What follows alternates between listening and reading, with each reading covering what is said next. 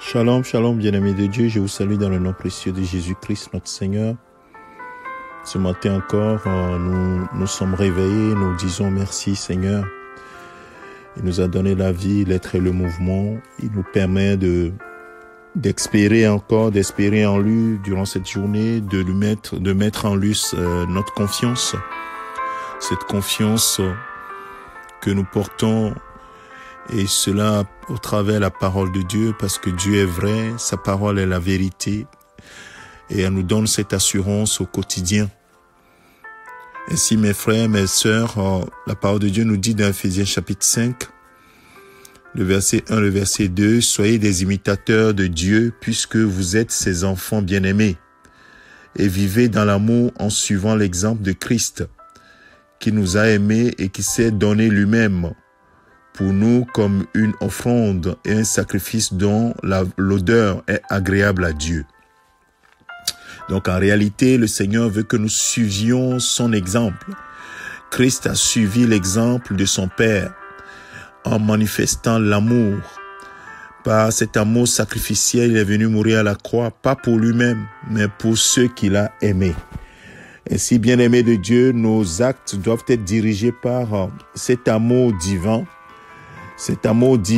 qui dépasse ce que nous pouvons imaginer.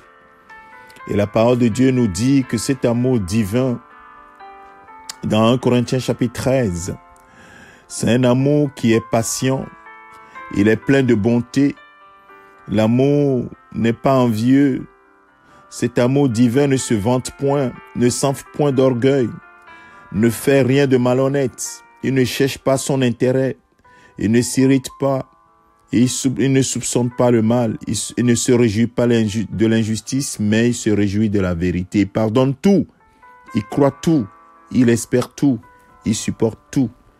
Oh, bien-aimé de Dieu, c'est comme ça que notre Père a aimé. Il a envoyé son Fils et son Fils a suivi son exemple en nous aimant jusqu'à aller à la mort de sacrifice pour notre cause. Il a porté nos péchés, nos souffrances, nos malédictions dans son corps sur le bois, la Bible nous dit. Ainsi, la Bible dit ce matin, imite ton Père, prends l'exemple sur ton Père céleste. Comme Jésus a imité son Père, nous aussi nous devons l'imiter. Nous devons prendre exemple sur lui, parce que Jésus nous a donné cet exemple que nous devons suivre. Que nos actes, nos choix soient dirigés par l'amour. Cet amour divin qui ne cherche point son intérêt, mais l'intérêt de l'autre. Qui ne soupçonne point le mal, qui pardonne tout, qui croit tout, qui supporte tout. Oh bien-aimé, je sais que c'est pas facile. Si tu veux utiliser cet amour par ta propre force, tu pourras pas y arriver.